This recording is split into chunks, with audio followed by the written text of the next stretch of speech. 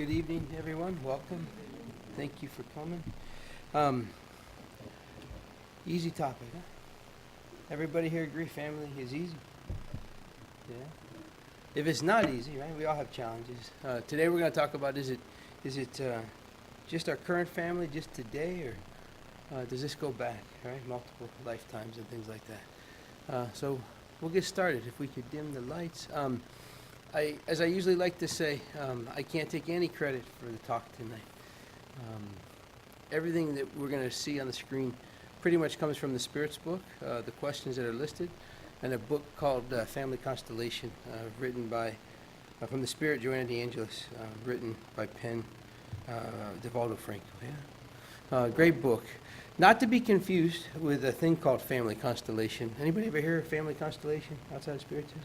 Wonderful program. I like it very much. It's very popular in parts of Europe and South America. It's becoming popular here in the States. It's a therapeutic process that involves, how many generations back do they go? 7, I think.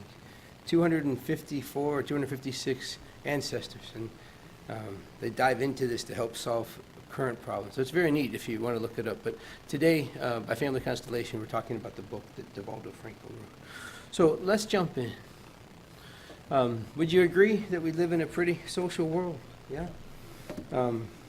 There's always stuff going on. I have 3 little kids, so I say my weekends now, I love spending time with family, but a lot of times on the weekend I feel like I'm the chauffeur going from one soccer game to the next, or one birthday party to the next. So we spend a lot of time together, but it sometimes it feels like work sometimes, yeah?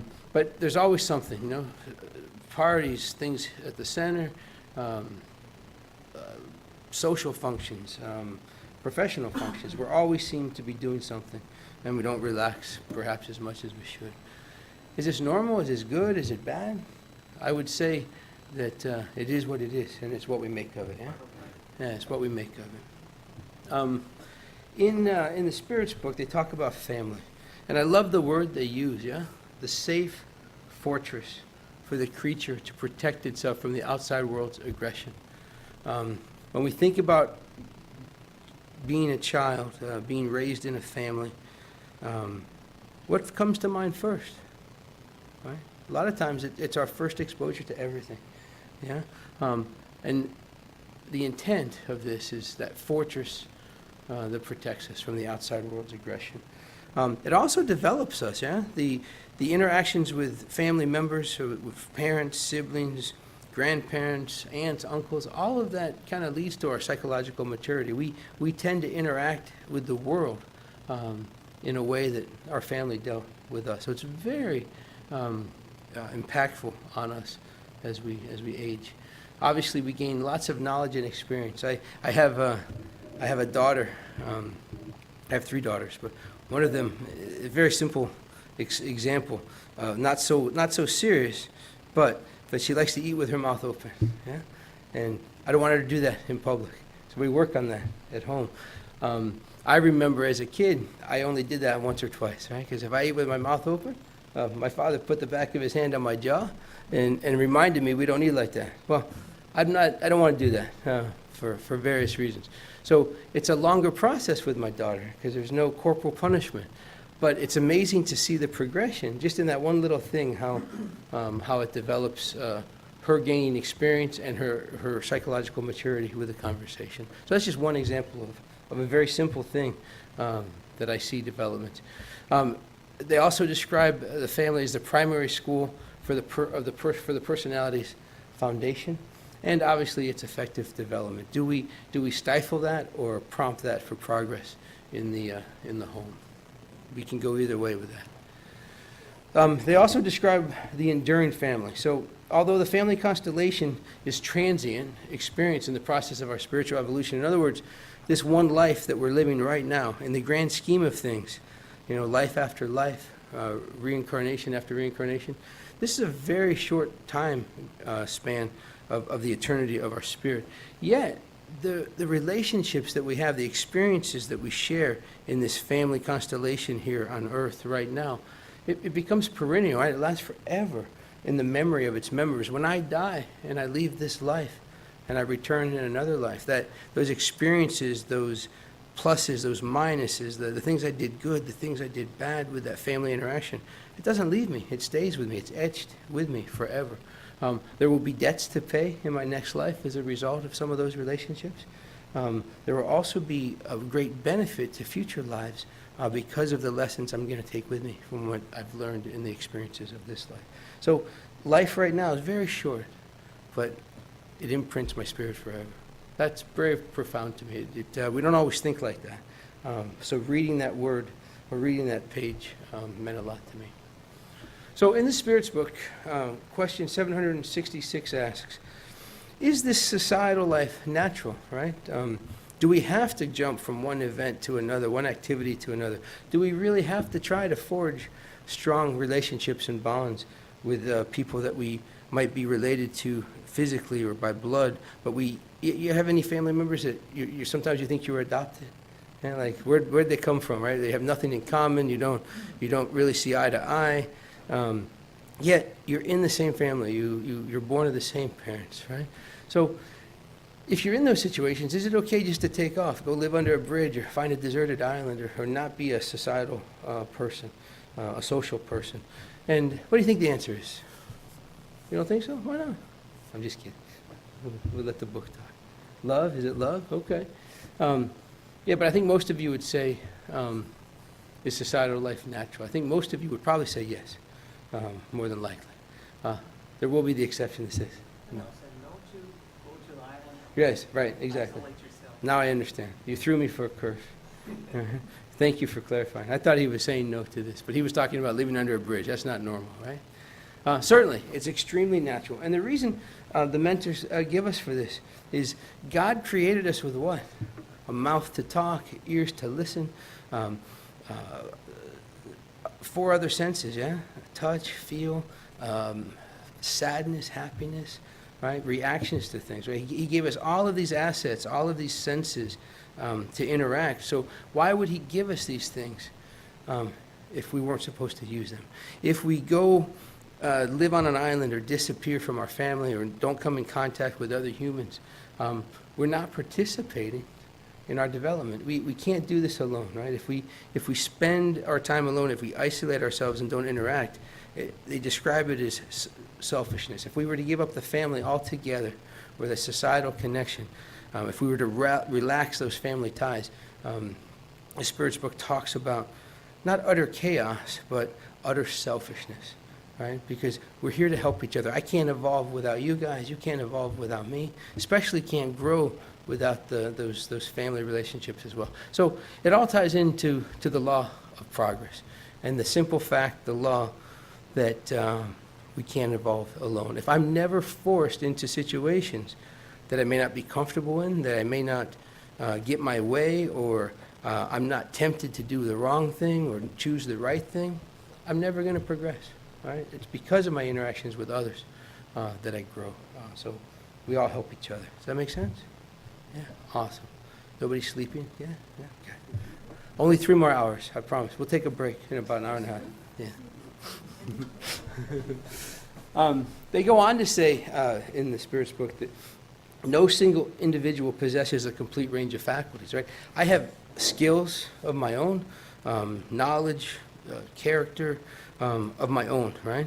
But I'm lacking in many areas, right? I'm an expert in some things, I'm okay in others, I'm terrible in other things. Peter has his qualities, my wife has hers. Well, my wife's perfect, but, you know, this kid. My point is, what this is explaining to us is we fill in gaps. We complete each other. My shortcomings are your strengths and vice versa. And where I come up short or lacking, you're there to help me. And again, it just simply ties into working together and growing with the assistance of each other. Isolation is not good for the individual. It's not good for society. We would lose the benefit of that mutual effort of helping each other. It doesn't always feel like helping, though, yeah? Sometimes it feels like pain, and sometimes it feels like work to have relationships. But in that struggle, in that challenge, we're actually helping each other greatly. Question 744 asks, or states, there are people who infer from animals being abandoned, that animals abandoning their offspring, that the family ties among humans are merely a result of social customs and not a natural law. What should we make of this? And I think we've answered that, yeah? We are not dogs, right? We are not lions. We are not animals of that type. And we thrive. We not only thrive, we are required, right, for our very well-being to be tied socially. But I love the way they answered them. You have a different destiny than animal kingdom, so why do you always want to identify with them? I love the comical play there a little bit. It's like, it's why do you guys always compare yourself to animals? Everybody wants to know, am I, going to go backwards, right? And they just joke about it. We're not the same as our four-legged friends or what have you. There's definitely something beyond physical needs, right? Animals primarily, right, or entirely, are instinctful, right? Their sole purpose is survival, protection of their species, and what have you. There isn't that moral or that character aspect to them. So we're totally different. Additionally, they tell us that family ties are summed up in social ties. So without that unit called the family, right? Well, however that's comprised, it doesn't have to be traditional mother, father, what have you. It doesn't necessarily have to be blood ties, right? We're just talking that thing that we identify as a family unit, regardless of what that looks like. It's in that family unit from our birth to our adolescence into adulthood, where we learn how to interact with society, how to interact with the world. So the way we start off at home leads to the way we're going to interact with the world.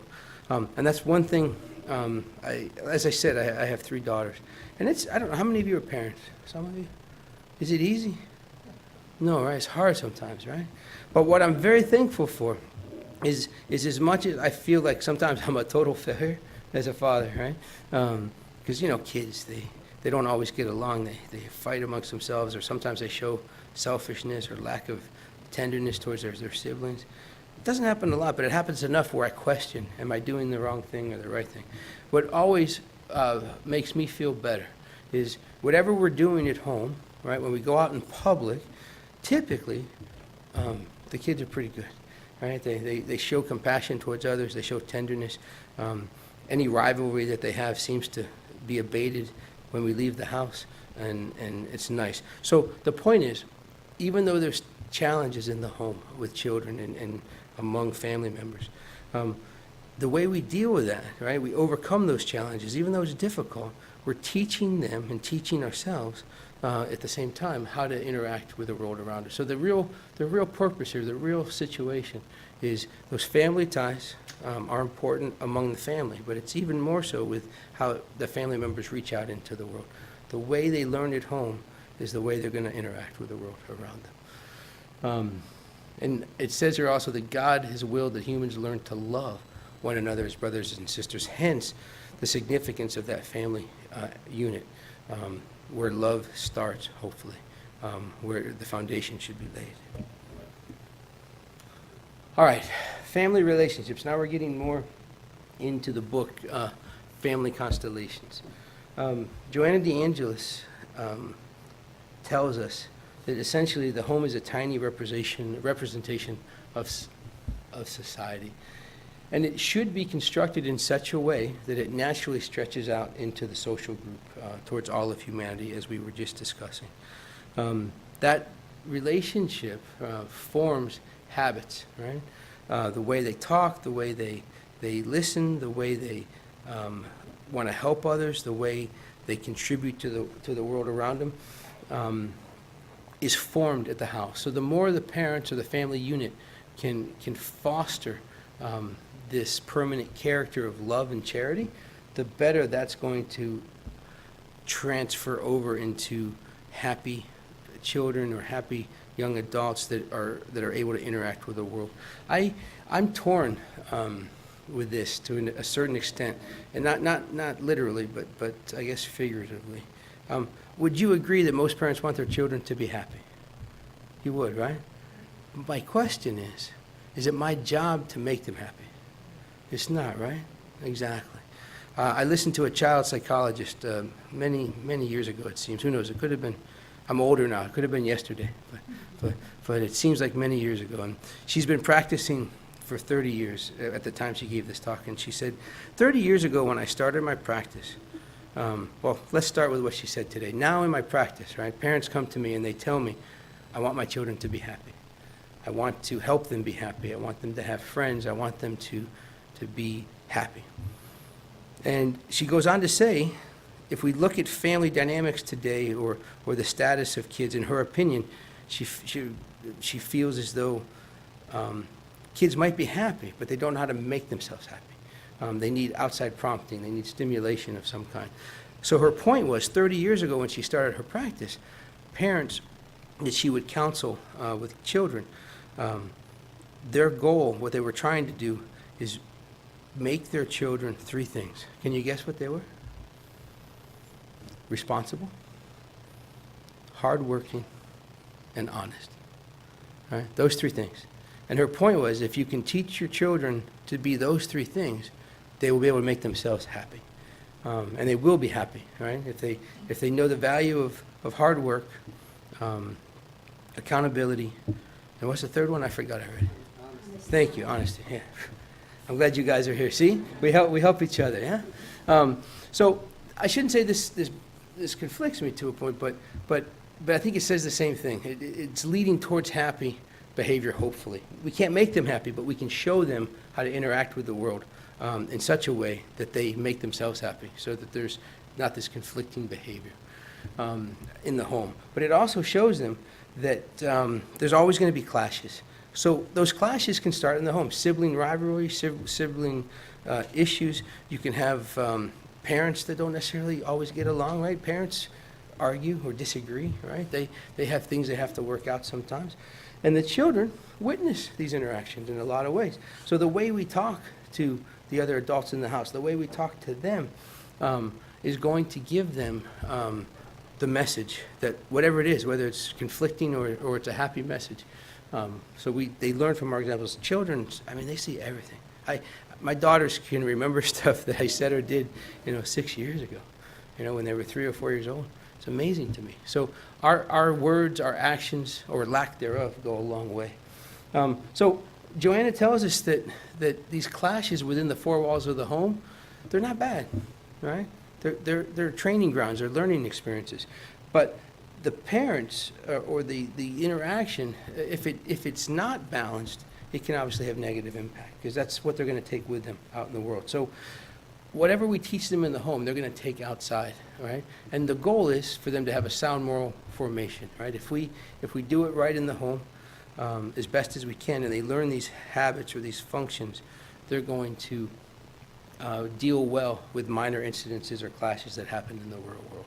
But if they see daddy screaming at the guy next to him on I-4, right, driving crazy, then they're going to learn rage, right, from their father. I don't do that anymore. Right? Try not to. But the point is we teach them so much. All right? Very good. What's the next slide? All right. So the key to this, she tells us, is that this family constellation has to be based on feelings of affection, without fuzziness, and discipline without rigidity. So we have to be flexible, right? There's such a thing as discipline. It's important. We want to teach them responsibility. But we have to be flexible, and it has to come from love. If you think about people in general, can you be loving when you're being aggressive? Is it possible?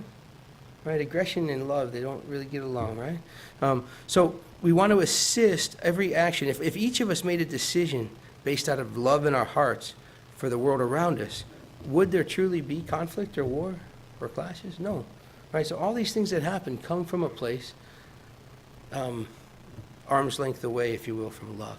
So she tells us the goal here is these feelings of affection should guide the way we interact with the family. Discipline is important, but not so rigid where we can't be flexible and bend. Does that make sense? Awesome. Parents have the duty to determine a child's spiritual level. Do any of you feel capable of doing that? When I read that, am I capable of determining my kid's spiritual level? I don't know. I think so. But if you'd asked me 10 years ago, no way. I didn't know what my spiritual level was 10 years ago, right? But today, I'd say I can help determine that. I definitely can tell you their aspirations at this point in their life. I think that's good. So Joanne is telling us we should know these things, right? And we should also know their possibilities, and not postpone things in the sense of give them the freedom, give them the liberty to go out and try, right? Give them the freedom to do that. Don't restrict them to the extent where they're afraid to try things. Love them with affection and discipline, but be flexible in the sense of helping them perceive or achieve their aspirations and fulfill their possibility. Joanna goes on to talk about the mother-child relationship, the maternal relationship a bit in this chapter of the book.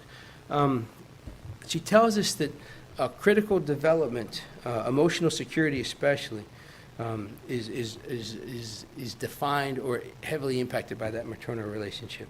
It also is important for helping the child maintain joy. So if there's a difficult mother-child relationship, it can lead into all kinds of factors. In fact, she tells us that a mother's absence is commonly identified as the key factor in depressive disorders. Abandonment issues, unconscious bitterness, feeling of helplessness. So that mother-child relationship is very, very important.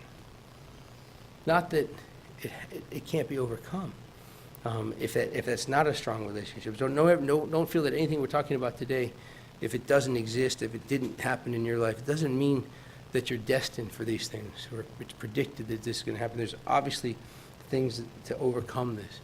These are just statistics in the sense of typically this is a possibility, but don't tie yourself to these definitions.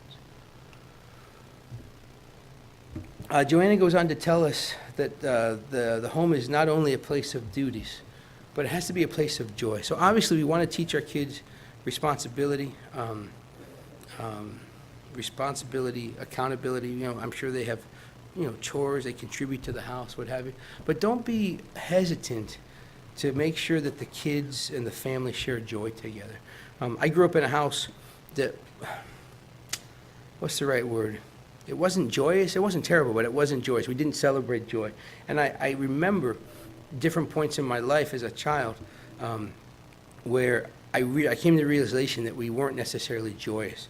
And I don't know how that happened, but it definitely left an imprint on me. And then reading this reminded me of an effort that I try to do in our home, is celebrate just little things, laughing together, being joyous together, taking the time not only to point out things that we need to work on or work harder at, but just simple things to laugh at and be joyous about.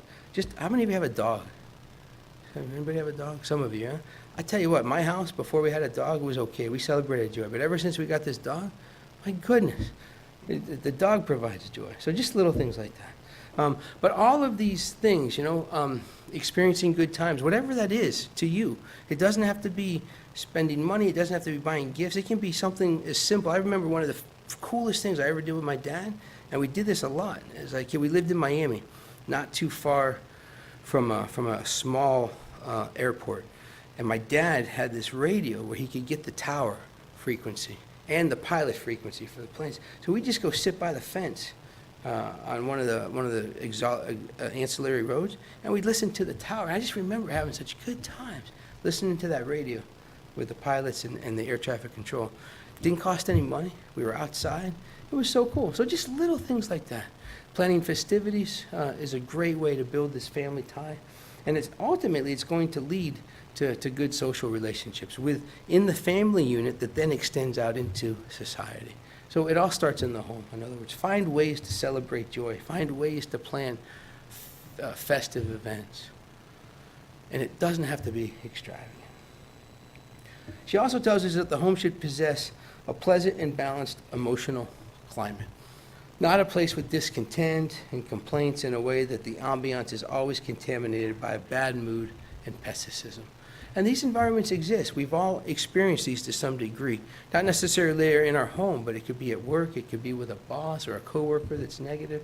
The idea is it okay to get down? Is it okay to be discontent at times? Absolutely. We all go through periods where we're not necessarily happy or we're not content with where we are. But the idea is not to make your home a place that's always discontent, or always have a bad mood with pessimism. Because what are we doing when we're like that? We're teaching the kids that the world's not a good place, in the sense that bad things happen, can't make it work, I'm never happy. We teach our kids these things, so we want to try to avoid that. But what they should learn is that difficulties and problems happen. The world is not always easy. The world is not always a bowl of chocolates or a box of chocolates, right? Like Forrest Gump tells us, right? The point is, challenges will come within the unit, the family unit, as well as from external forces. Deal with them, but don't let your house become pessimistic and malcontent on a regular basis. Teach them that these things happen. Show them that they can be overcome, that it's okay to deal with them and overcome them. They should be examined with naturalness without extremes of rebellion or concealment, giving a false impression that all is well. In other words, when things aren't going well, it's okay. Let the kids know, right?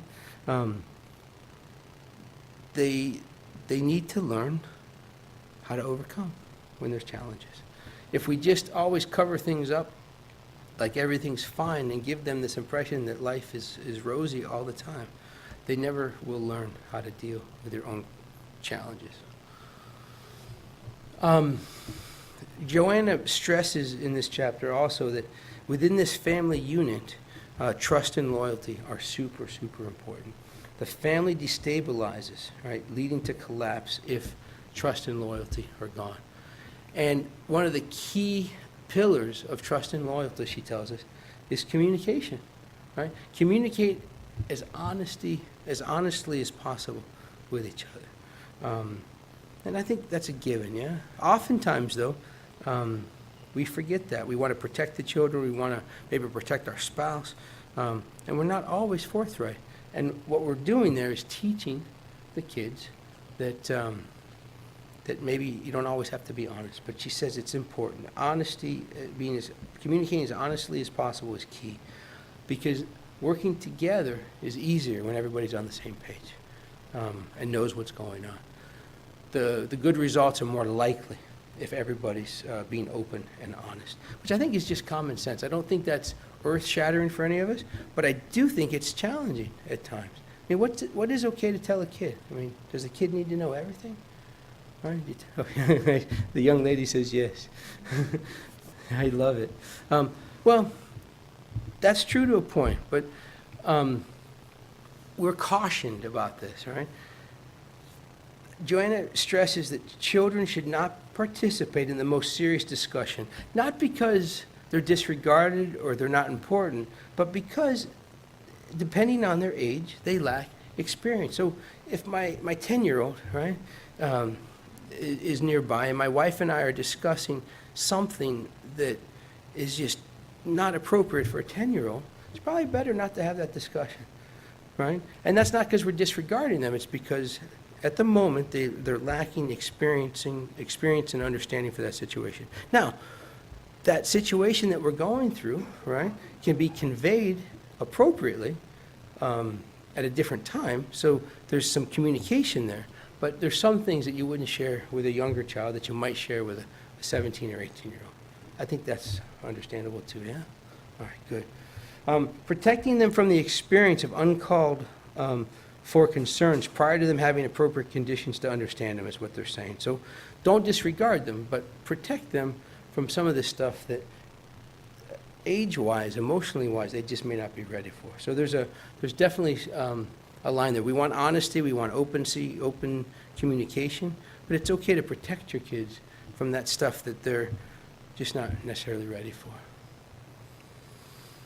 So she goes on and says that a forthright and open dialogue about issues is always the solver of enigmas.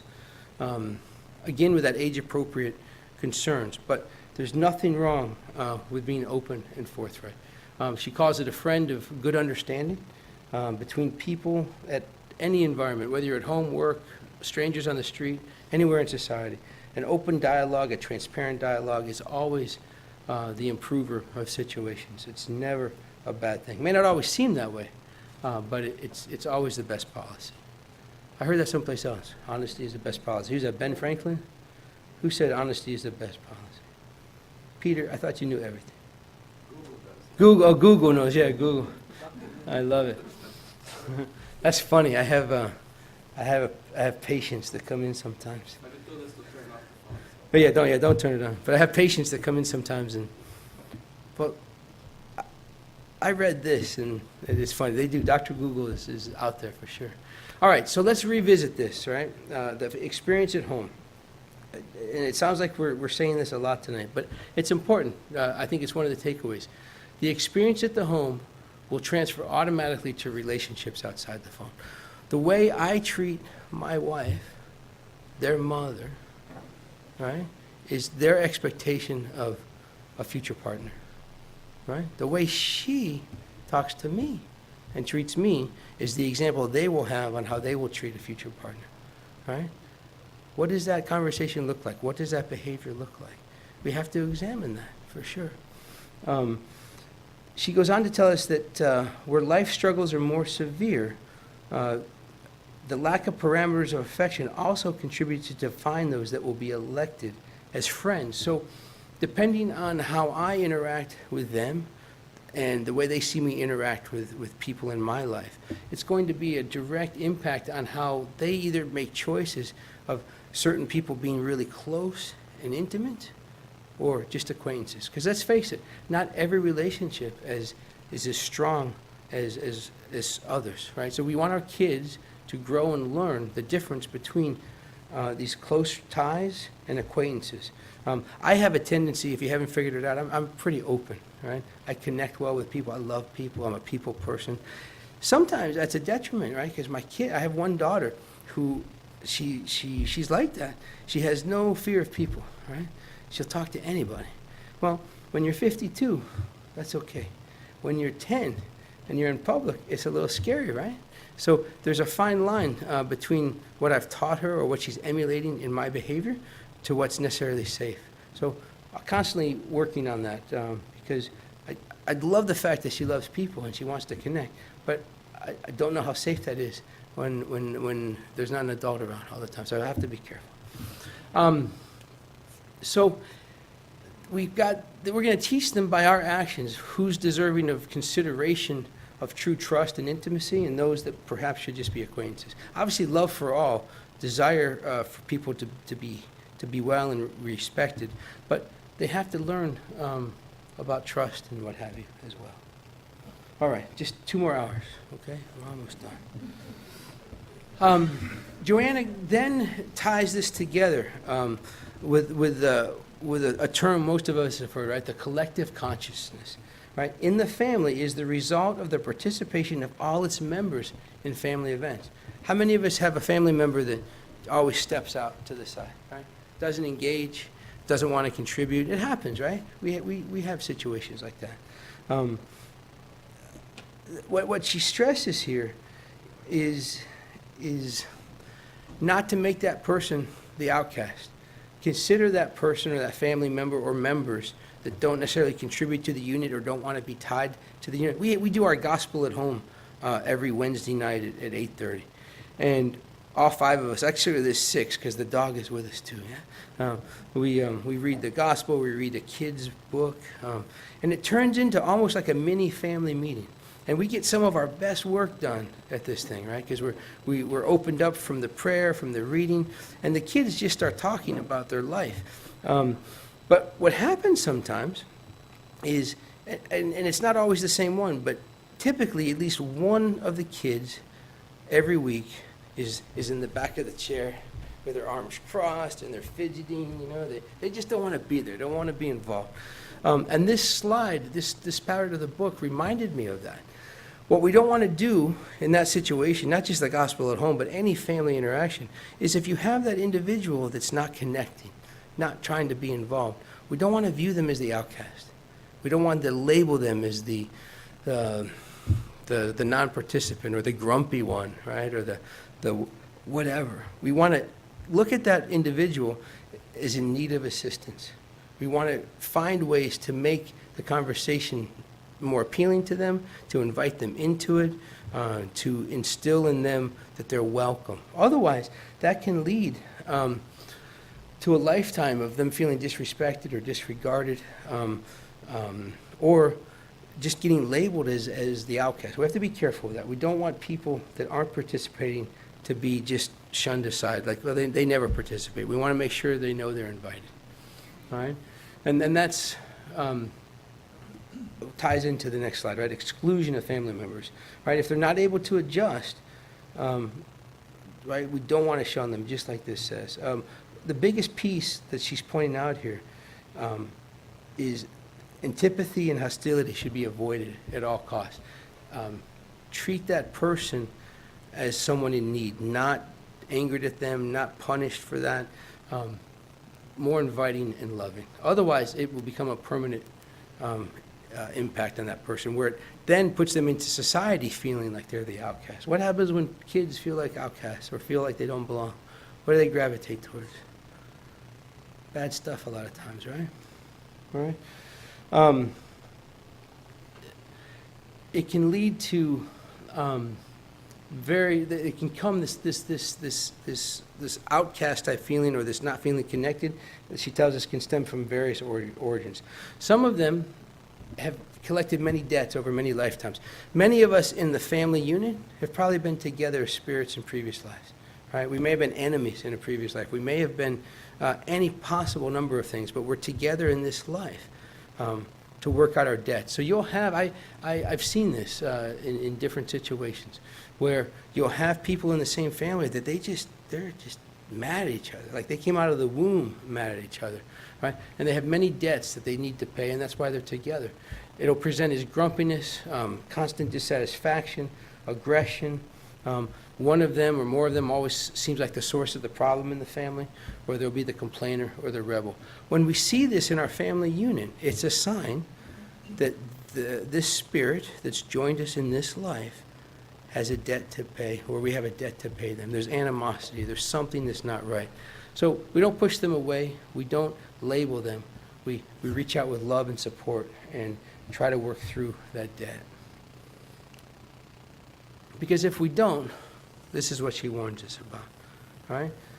There's a weakness there spiritually that they're here to work on, right? As all of us are here to work on something. And if it's not fostered or elevated or developed, right, it's going to lead to escaping through many different forms. These are just four of the ones that I listed from her list. Their insecurity leads them to seek attention, a lot of times through bad endeavors. So the family, therefore, she says, is the primary cell of the social group, the stronghold where feelings and skills are forged for global human relationships. Man, that sounds like a corporation's mission statement or something, right? But think about it. It's just mom and dad. It's just brother and sister. It's the same group of people we wake up with, eat breakfast with, kiss goodnight and say a prayer with. It can get routine sometimes. We're just doing what we have to do because we're going to raise the family. They've got to go to school. There's love there. There's all kinds of beautiful things there. But a lot of times, this whole family thing can become routine, and it's just a process after a process. But when you read this, that's strong, right? If you really get into it, the family is the primary cell of the social group, the stronghold where feelings and skills are forged. That's a huge responsibility. No, I'll take that back. It's a huge opportunity, right? We have the ability, the opportunity, right? Regardless of what we encountered as a child ourselves, regardless of what baggage we're carrying from our previous situation, right?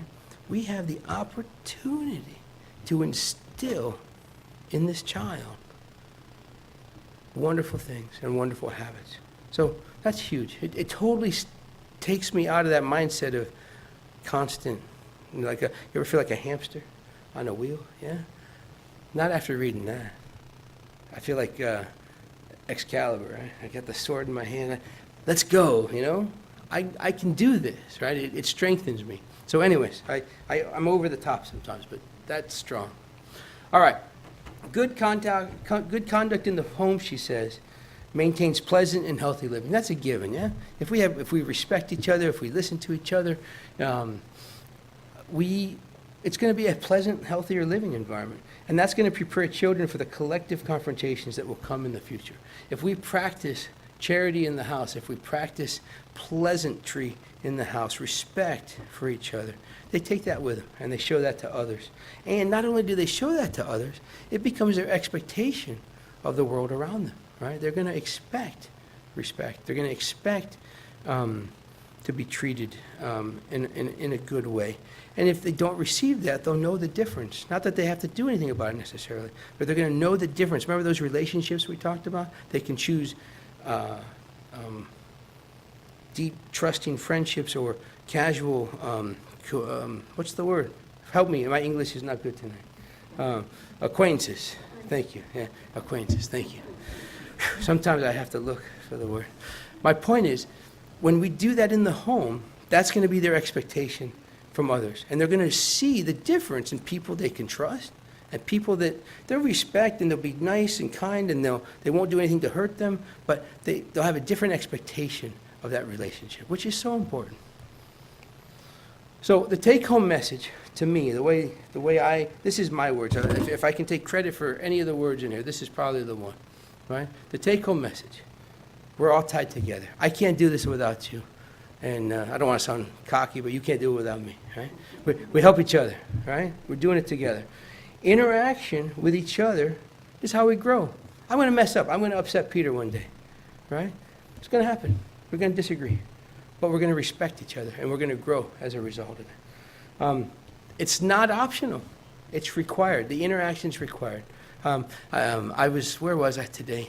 Anyways, I was in a lot of different buildings today, and I saw a woman that I get along with, but we don't always agree. And my first instinct was to go the other way, right? I could take a right-hand turn and still get to where I wanted to go, right? But I said, I just prepared this, right? And it was in my head. I said, I could feel myself pulling myself, but I went right towards her and I said hello. I put myself in that situation, right? So that's what I'm talking about. It's not optional. We can avoid it. I could have gone the other way and not faced that relationship, but I'm going to have to face, if not in this life, the next life. I'm going to have to face that relationship. So I felt like I had a victory today. Anyways, it allows us to practice love and charity. If we practice it in the home, we're going to practice it on the street, right? And if we start at a young age, it carries into adolescence, into adulthood. There's a guy, what's his name? What's that big pastor in Texas? His church, he writes books. Joel Olson. I listened to one of his podcasts once, and he tells a story. He had young kids, and the parents said, well, you just wait. When they're teenagers, it's going to be hard, right? This and that. And his response to that, he says, I never believed that. I never let that bother me. I never worried about when they were going to be teenagers. I almost picked up his Texas accent. You hear that? That's hilarious. That's hilarious. He says, he never worried about that because we showed them love and charity and respect. We taught them to be responsible and hardworking. We got to 13, we got to 14, we got to 16. Nothing changed. That kind of stuff, right? And I really believe in that. I think we can worry about the changes that come, but I think if we just focus on doing the good things early on and just keep doing those things, we're going to avoid a lot of that later on.